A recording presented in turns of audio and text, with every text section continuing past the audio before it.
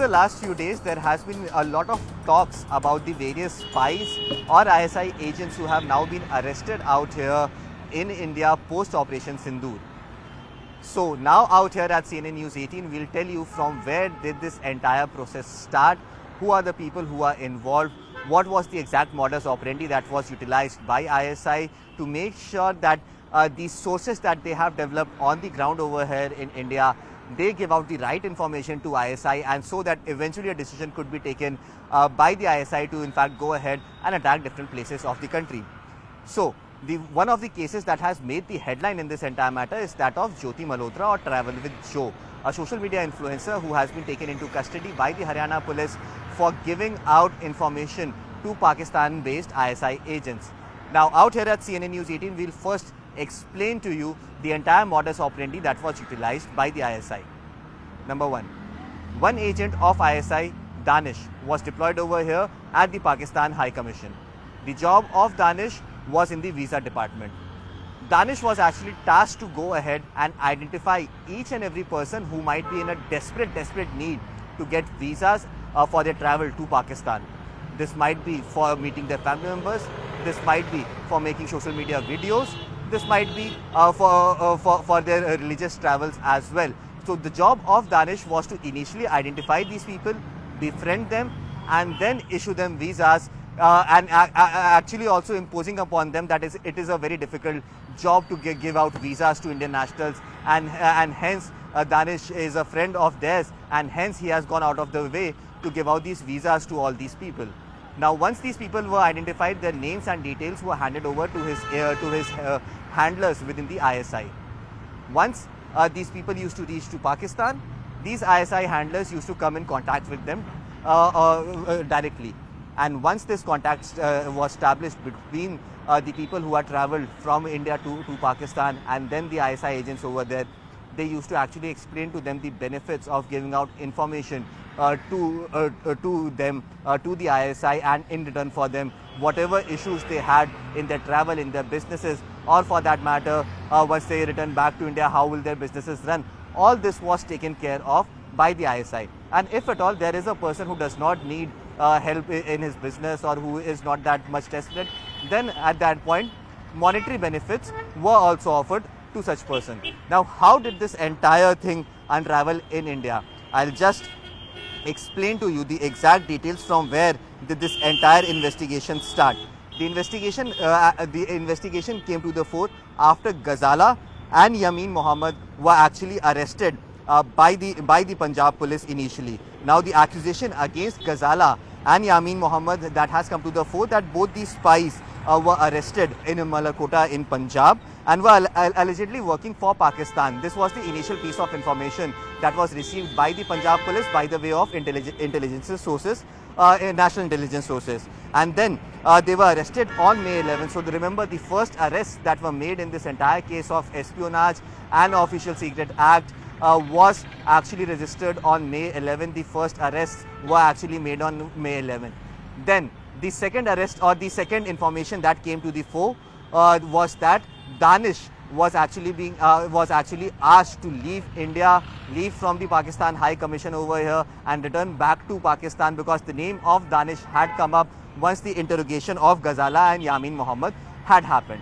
Once Danish was actually asked to leave India on the 13th of May, on the 9th or 13th of May. Remember, he was given a time of 24 hours after he was declared as persona non grata by the Indian administration. He was asked to leave India on the 13th of May within a time period of 24 hours. Then the next arrest that was made in this entire matter during the course of investigation was that of YouTuber Jyoti Malhotra. Now, the allegation against Jyoti Malhotra is that she actually made sure that once she went to Pakistan, she will project a better image of Pakistan so that the soft power of Pakistan could increase in India. Apart from that, she was also caught sharing sensitive information with her Pakistani handlers directly. Remember, this information was not only being shared with Danish, but once she had traveled to Pakistan, she got in touch with PIO officers over there, that is Pakistan intelligence officers of Pakistan, and then she was sharing directly information, some information with them, sensitive information with them as well. The fourth arrest that was made in this entire case was that of Devinder Singh Dhillon, a 25-year-old from Kathal. He was picked up in Haryana itself, and he was arrested yet again on the allegations of spying for ISI. In fact, he had also shared some major confidential information about military movements in and around his area, especially during the time of Operation Sindoor.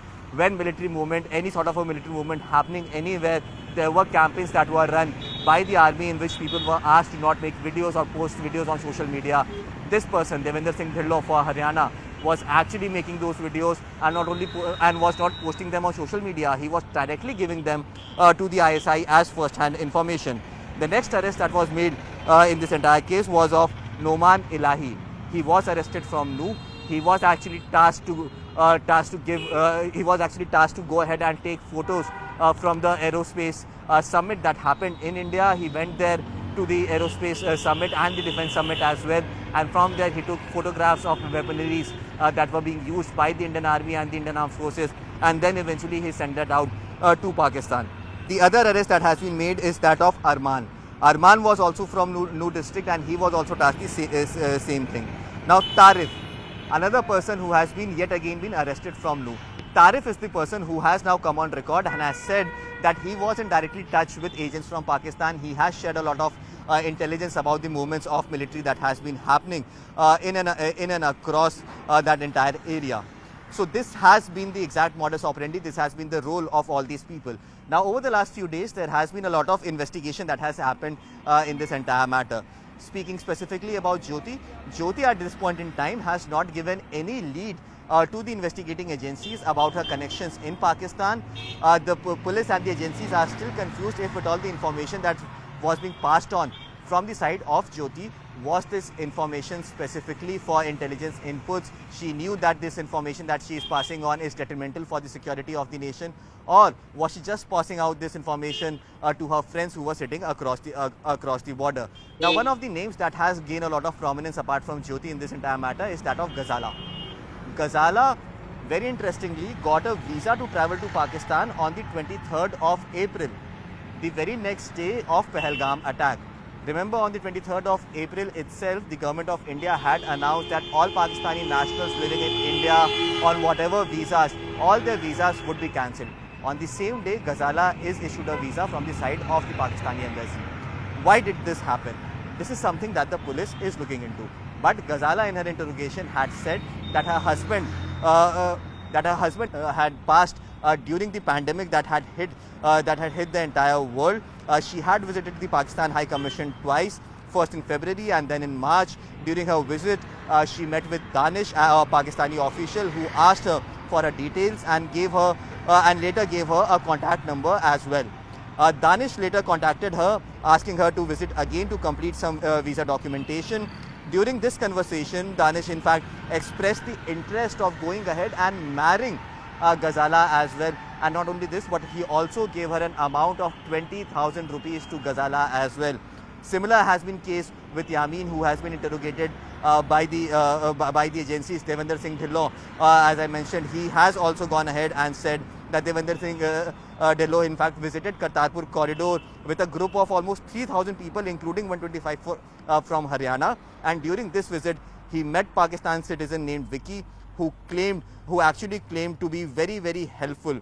Vicky, as I mentioned, was a PIO agent, and as I mentioned in the beginning of this video, that this was the entire modus operandi, that they used to expose this. They used to tell this to the people who were traveling over there, or the people who are identified by Danish, that it is for their best interest that these people who will meet them from across the border, that they will facilitate their entire travels and would also help them when they return back to their country as well. So this was one of the methods through which they used to lure it. So this is the entire modus operandi that has now been exposed.